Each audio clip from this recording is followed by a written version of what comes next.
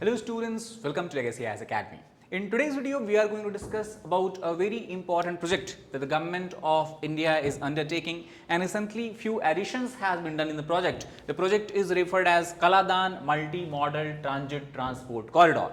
Now this project is very important because it will allow India to bypass Bangladesh to access the northeastern region of India, and this will play a very significant role because then by Kolkata port we can enter Myanmar, and through Myanmar we can enter into the Mizoram, and then from Mizoram we can access the other 6 states of northeast as well.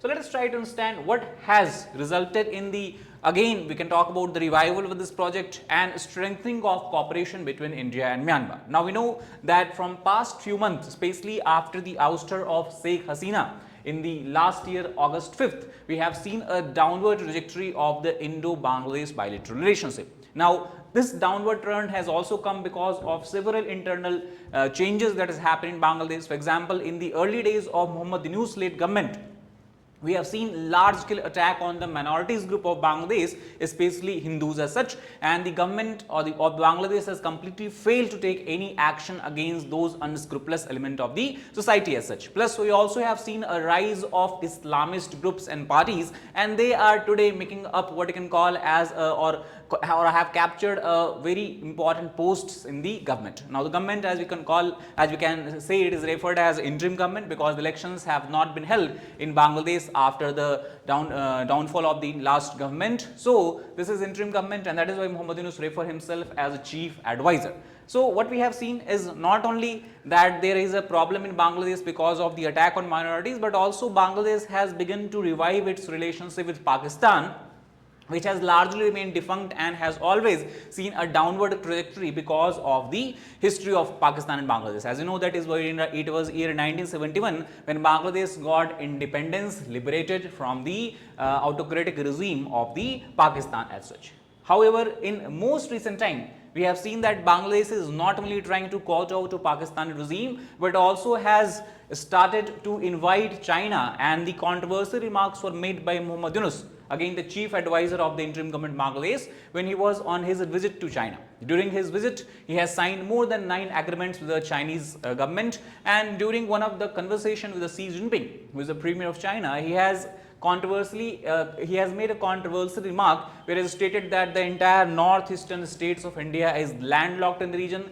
They do not have any access to sea except using the facilities or the ports of Bangladesh, and thus China should come and start developing and start investing in the economic infrastructure projects in the Bangladesh and the nearby areas as such. So this kind of statement is being seen as a kind of indirect statement referring to and endangering the security of northeastern region as such. And this also makes a very important what you can call as event, because if you try to understand the map of northeast, in the south we can see that you have the Bangladesh through all the sites, and then we know that China, that is through Sikkim, is able to control the northern part of the to the north of northeastern state, and China, as we know, that it has always claimed Arunachal Pradesh to be its own sovereign and territorial part as such. So such kind of provocative remarks by the regime of Bangladesh obviously is an indirect or veiled threat to the security of India, especially the security of the northeastern region as such.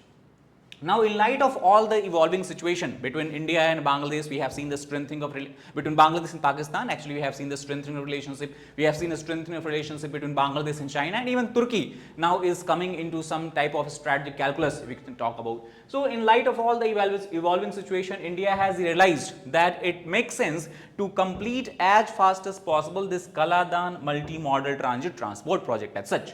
And thus the KMMTTP, it links Mizoram to Kolkata via Myanmar, has become of utmost important, especially in the context of the this what you can call as connectivity to the northeastern states. Northeastern states are also referred as 7 sister. They are made up of states such as Assam, then you have in the south Meghalaya, then you have Nagaland, Arunachal Pradesh, Manipur, Mizoram and Tripura as such. And as we can see, to the south of these states and from the eastern side you have western side you have West Bengal is the Bangladesh that is surrounded by India as such.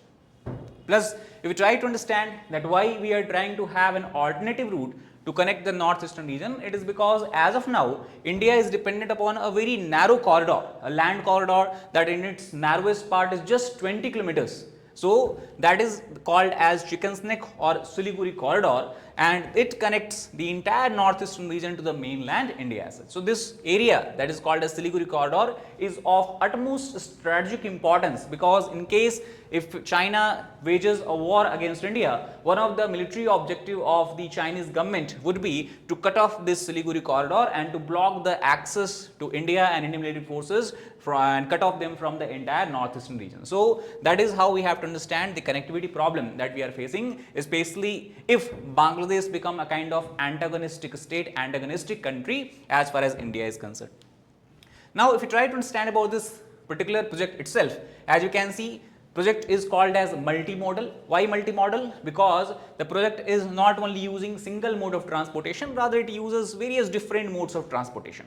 For example, from Kolkata to Sitwe, you have the maritime transportation using the sea route of Bay of Bengal. Then from Sitwe to Paletwa, you have riverway transportation. This river that actually flows in the region between Sitwe to Paletwa is called as Kaladan river. And now you will understand that why this project is called as Kaladan project as such. So here you have the inland riverway transportation. Then further from Paletwa to Kaletwa, and then Jorunpui, which is near the border of Myanmar in Manipur, in Mizoram actually, there you will have the roadway transportation, and then again from Jorinpui to Langwatlai, and then to Aswal, and further from Aswal to Silchar in the Assam, and Silchar to Shillong in Meghalaya. This entire stretch of project will be a roadway project. So you have the sea transportation, maritime transportation, inland riverway transportation, and then you have the roadway transportation. And plus here in the future there is also possibility of developing railway links as well, and that is why the term that we use here is multi-modal, using multiple different modes of transportation as such. So recently what government is trying to do is not only allow connectivity between the Myanmar and Mizoram, but also to extend this connectivity further to Assam, and then from Assam to Shillong as such. And that is why government has announced that there will be an alternative route of 166.8 kilometers long highway, that will be a 4-lane highway running parallel to national highway number 6 from Molingkhung, that is near Shillong. If we talk about this area, this is Molingkhung, Shillong. Shillong is the capital of Meghalaya, also the highest peak and point of Meghalaya as such, along NH6, and then to Panchgram near Silchar. Silchar, if you come south in down, you have Silchar, that is in plain area, and this is in the Assam. So Shillong to Silchar, that is Meghalaya. Then you have connectivity to Assam. Assam is connected further to Mizoram as such, and then further you can connect several different roads and then connect other states of northeast as well. Now this project is also the first high speed corridor project in northeast, and this project will be developed by NHIDCL, that is National Highways Infrastructure Development Corporation Limited. Now apart from this, apart from serving a connecting link between the Myanmar and northeastern state of India, the project also gains significance because it is being touted as a counter to CMEC, that is China-Myanmar Economic Corridor. One corridor we have already discussed about in earlier videos, and you might be aware about, that is CPEC, that is China-Pakistan Economic Corridor, where China is trying to connect the Gwadar port to the southern part of Pakistan all the way to the Pakistan occupied Kashmir, and then going all the way to Xinjiang in the China. So that is China is trying to maneuver and now basically create an alternative route so that it does not depend on the strategic Strait of Malacca through which most of its trade flows through. So similar kind of economic project it has planned, that will begin from Kunming. Kunming is a region in China, as you can see from the map here. From Kunming it will come to the Myanmar-China border, that is Muse. From Muse then it will go to Mandalay, which is again a very important city of Myanmar. If you have read history of India, you would have learned about that Bal Gangadhar Tilak, when he was waging a struggle against or was leading the freedom movement against the Britishers, he was imprisoned in Mandalay. So Mandalay is very, very famous city. And from Mandalay it will have two branches. One branch will move to the Yangon, which was the earlier capital of Myanmar. In the early days it was called as Rangoon. Now the capital has shifted, capital now it is Naypyidaw, it is somewhere in the central region of Myanmar as such. And the other branch will come to the another port, that is Kiau Piu port, that again lies in the south of the Rakhine state in the Myanmar region, opening up to the Bay of Bengal. So why this project is important? Because again, if you remember, CPEC, China-Pakistan Economic Corridor, provides China access to the Arabian Sea, and similarly CMEC will provide it access to the Bay of Bengal. So in strategic term, you can also understand this is nothing but another extension and addition in the string of policy where China is trying to develop a lot of ports and infrastructures in the Indian Ocean surrounding Indian landmass and India as such. So that is how we can understand this particular project. So this you talk about the Kaladan project can be considered as a counter India's own initiative in the Myanmar to gain access to the roadways, railways and the riverway transportation. Now, talk about the Kaladan project, it is being considered also as a new hope to connect the northeastern region of India to the mainland India, and the envision of this project, project was envisioned far back in year 2008, but there has been a continuous delay in the completion of the infrastructure development, and the sole aim of the project was to create a transit corridor from the port of Sitwe. Sitwe is in the Rakhine state of the Myanmar to Mizoram and then to the rest of northeast as such. This project will be able to cut the journey of traveler by almost 3 to 4 days and shave off at least 1000 kilometers of distance, because as we have discussed, the alternate route only is the Siliguri corridor through which you will enter into the Assam, and then from Assam you will have to come south and then enter into Mizoram as such. Now, as we have discussed, the project is multimodal. Reason behind this, we have talked about this. So, if you talk about the total overall distance that the project will complete or cover, it is about 539 km, that is sea route from Kolkata to Sitwe. Then about 158 kilometers you have the river waterway transportation, Kaladan river as we have discussed before. Then you have 110 kilometers of distance between Paletwa to Jorunpui, that is Mizoram. Then further you have about 88 kilometers between Jorunpui to Longthlai, and then further about 170 kilometers the connectivity will be between Silchar to the Meghalaya, that is Shillong as such. Now, the question is that the project was announced somewhere far back in year 2008. So, what is the status of the project as of now? Now, if you talk about the individual links of this project, the first is obviously 539 kilometers of sea route between Kolkata to Sitwe. So, now there is nothing much to develop here. Sea route is already naturally developed. Only thing that India had to do was develop the deep ports and deep sea ports as such. So, this part of project has all been completed. The dredging of the area, the dredging of the port region has been done, and the ships can easily move today between Kolkata to Sitwe. Second part, that is the river waterway transportation between Sitwe to Paletwa. It is about 158 km stretch. Again, here the dredging of the riverine port has been completed. So, this link is also complete. Third is the Paletwa to Jorunpui. Now, here you talk about the 108 km of 4-lane roadways or highway that the government of India is planning to construct. In this, about 50 odd kilometers of the last lane of the highway is still under construction, is still has to be completed. So, what we can understand that this region or this link is complete, then from Sitwe to Paletwa link is complete, Paletwa to Jorunpui, up to Kaletwa we can say it is almost complete. From Kaletwa to Jorunpui, that is the line or that is the link where still construction has to be done in the future. However, we have seen that since the announcement of project, that is almost 17 years have passed, the Myanmar's internal politics also have seen a dramatic tectonic shift as such. For example, we know that you have the coming up of the civilian government of Myanmar led by Nobel laureate Aung San Suu Kyi, but in year 2021 this government was toppled in what we can call as a coup d'etat that was led by the military general of that time. So, now talk about the current situation of Myanmar, military junta is in charge. However, there has been several rebel factions which are ganging up against the military junta, military leadership of Myanmar, and Myanmar today is what we can call is in the state of a civil war like situation. So, the work for the KMMTTP began almost a decade ago and was supposed to be finished in 2016, but due to the internal disturbances, internal politics, internal rebellions, the project has still not been completed yet.